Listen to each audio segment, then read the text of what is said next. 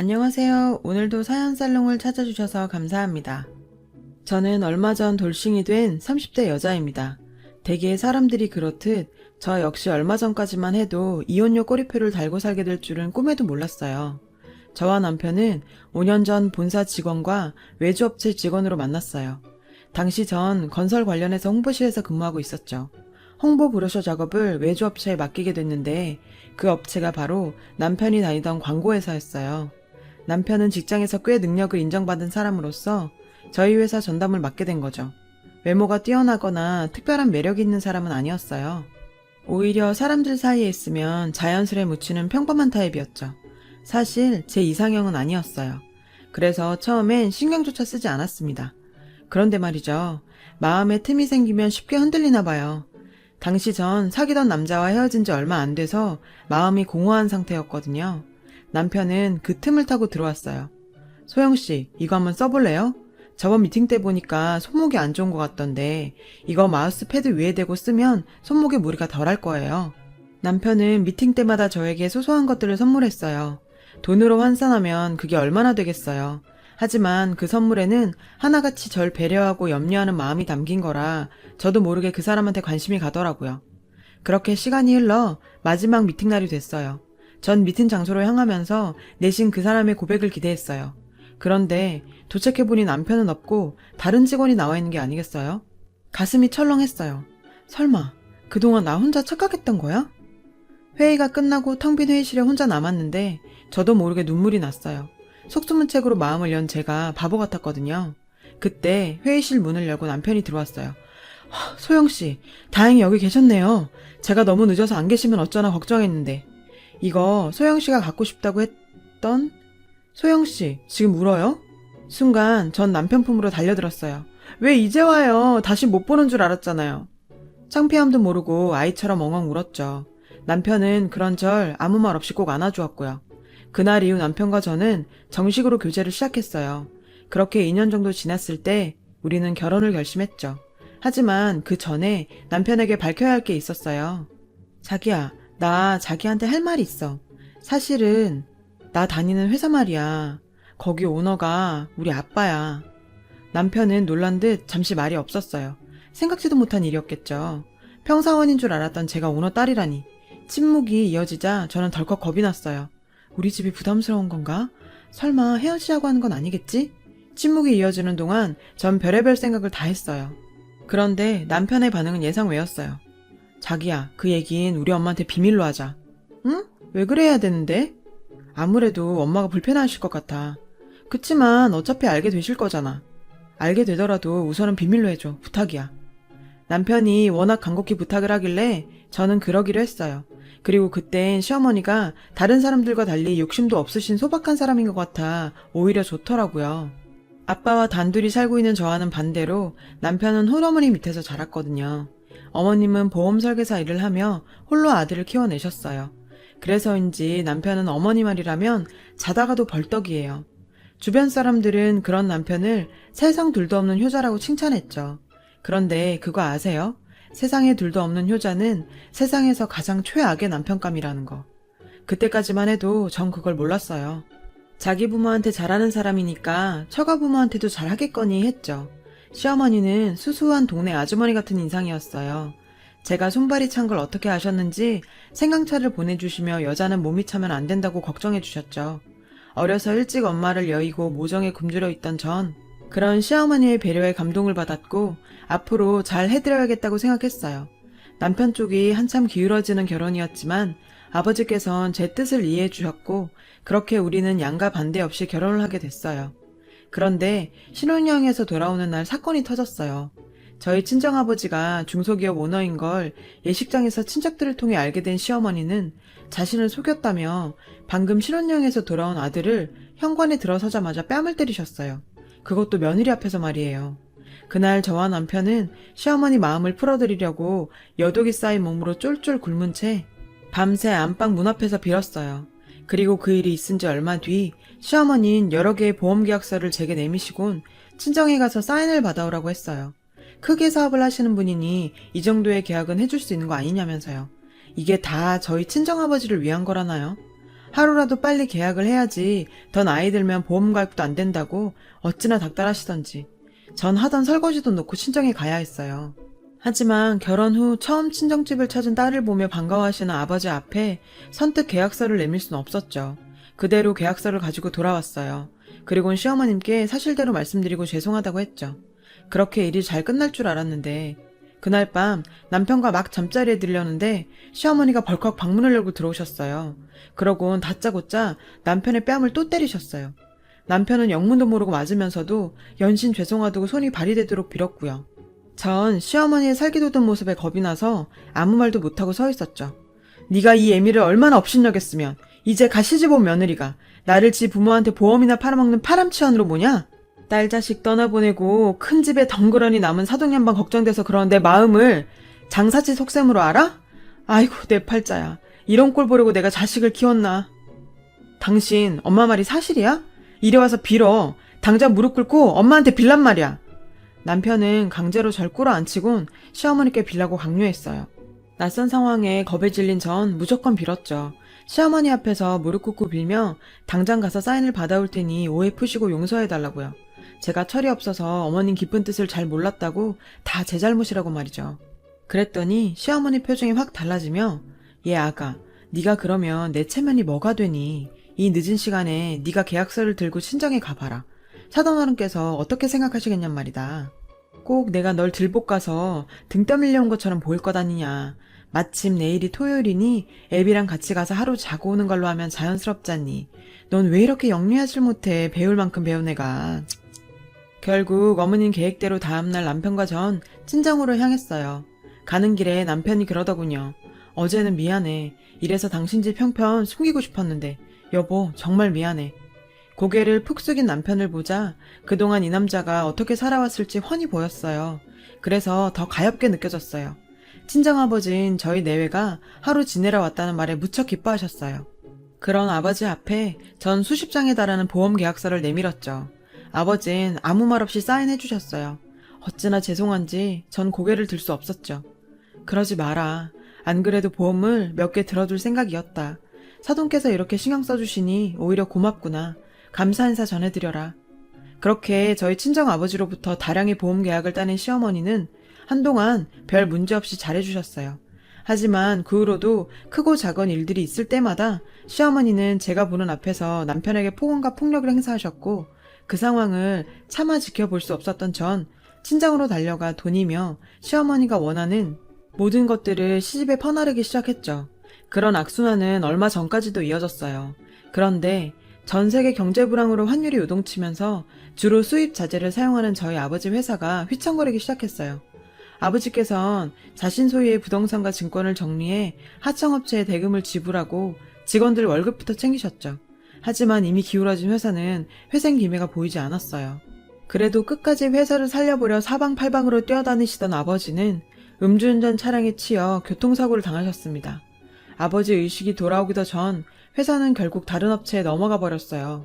회사를 살려보려 수십억 자산도 쏟아부었던 아버진 결국 깨어나지 못한 채 세상을 떠나셨고요. 그렇게 전 한순간에 고아가 되었어요. 경찰서에서 조사하는 과정에서 아빠의 이야기를 들었어요. 회사가 어려워진 후 아빠의 수고는 제가 상상하던 이상이었습니다. 아빠는 그런 상황을 저한테까지 상세히 알리지 않으셨죠. 저 사느라 바빠서 그런 아빠의 상황도 잘 몰라 돌봐드리지도 못했는데 제 탓인 것만 같아 살고 싶지 않았고 그렇게 먼저 가신 아빠가 보고 싶기만 했어요. 장례는 다행히 회사분들이 도와주셔서 큰 문제 없이 치를 수 있었어요. 그런데 저와 슬픔을 나누고 함께 상주 노릇을 해야 할 남편이 꽃배기도 보이지 않는 거예요. 전화도 꺼진 채 말이죠. 저와도 연락이 되지 않은 남편 소식을 시어머님이 알고 있더라고요. 남편이 급하게 회사 일 때문에 출장을 갔다며 곧 올 거라고 하셨죠. 저녁이 돼서야 뒤늦게 나타난 남편은 검정이 아닌 흰색 계열의 정장 차림이었어요. 화려한 색의 타이까지 메고요. 제가 선물한 정장이었고 디자인도 자기 스타일이고 옷감이 부드럽고 좋다며 평소 남편이 좋아하는 옷이긴 했습니다. 그래서 장례업체 측에서 검은 양복을 대여해 입긴 했지만 내심 찜찜했죠. 하지만 신경을 오래 쓸 겨를이 없었어요. 무사히 아버지 장례를 마치고 집으로 돌아온 전 식음을 전폐하고 누워 있었어요. 너무 울어서 그런지 정말 온몸이 맞은 것처럼 아팠어요.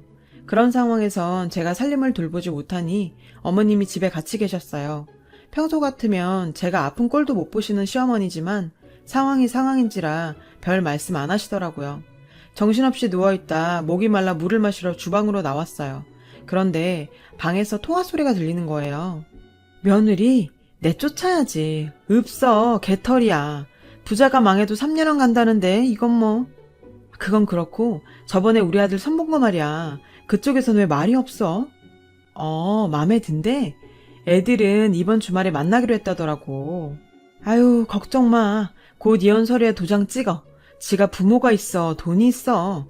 그쪽 집에 신경 안 쓰게 내가 싹 정리해둘게.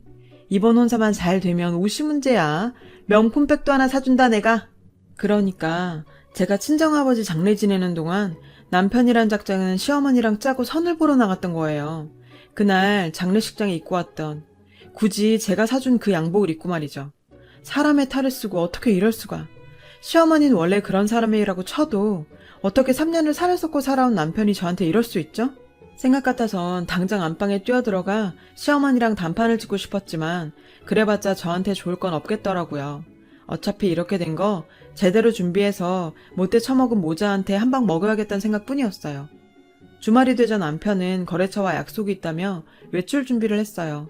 정말 신경 써서 옷을 입고 평소 잘 쓰지도 않던 향수까지 뿌리고 말이죠. 한편으로 남편이 가엾다는 생각도 들었어요. 저런 어머니를 만나지 않았다면 이 남자도 행복한 가정을 꾸리고 살 수 있었을 테니까요. 그리고 얼마 뒤 제가 뒷조사를 의뢰한 심부름 업체에서 연락이 왔어요. 업체로부터 받은 USB 속에는 남편과 맞선녀가 데이트하는 모습이 담겨 있었죠. 사진 속 남편은 저와 연애할 때처럼 배려심 넘치고 자상한 모습 그대로였어요. 이상했어요. 너무 자연스러웠거든요. 강요에 못 이겨 나간 사람이라고 느껴지지 않을 만큼. 아니나 다를까 남편을 미행했던 업체 직원도 남편의 행동이 시어머니의 강요로 보이진 않는다고 하더라고요.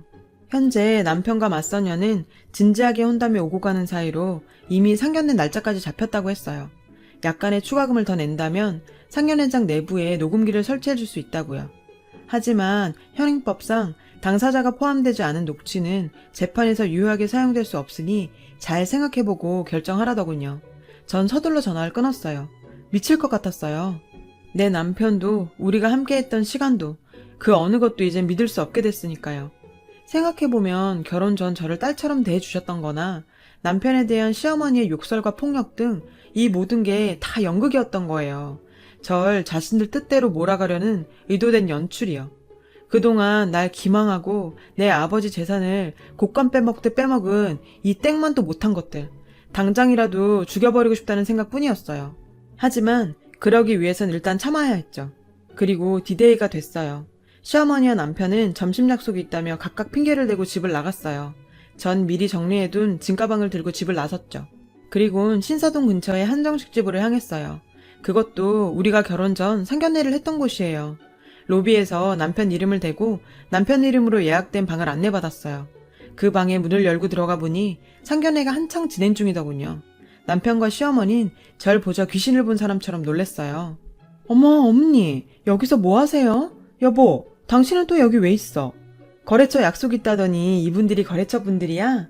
근데 분위기만 봐선 꼭 총각 행세하면 상견례라도 하는 것처럼 보이네. 안 그래요, 어머님? 제 등장에 상견례장 분위기는 엉망이 됐죠.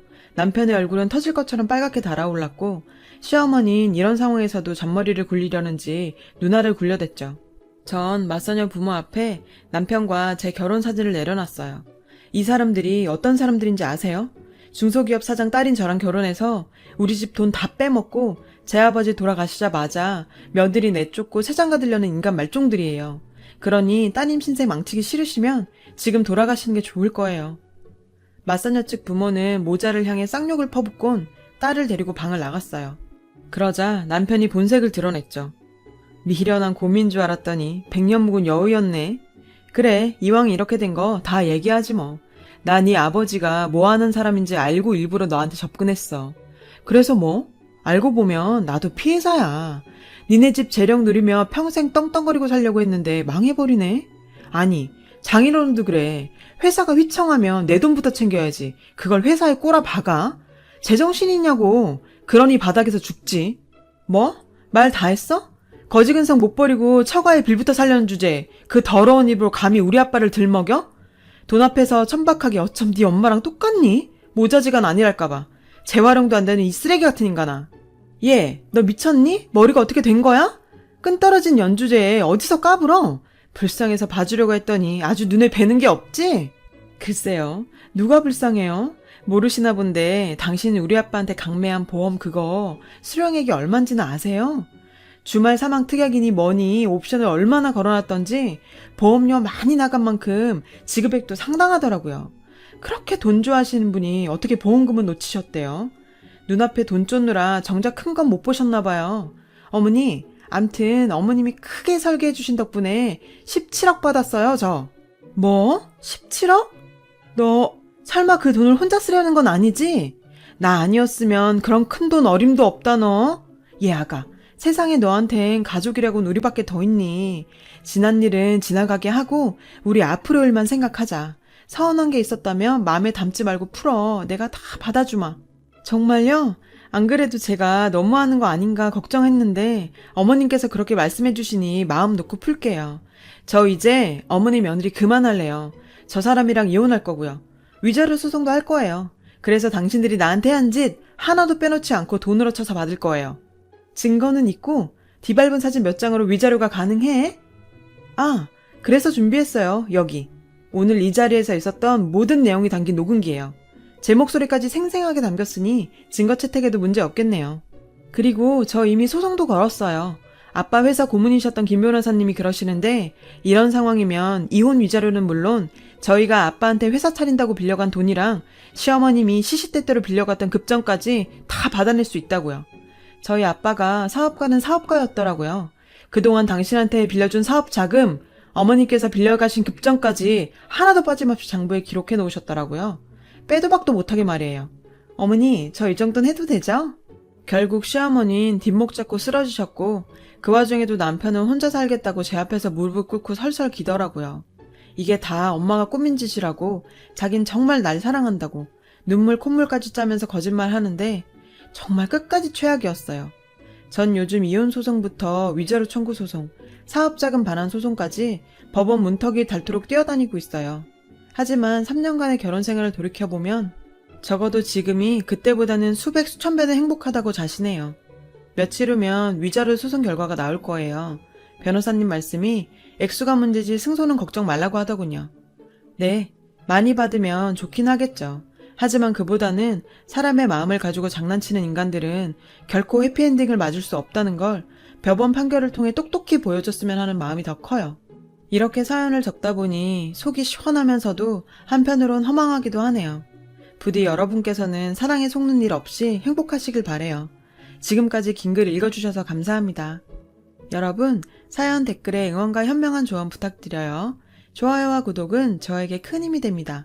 오늘도 좋은 일 가득하세요.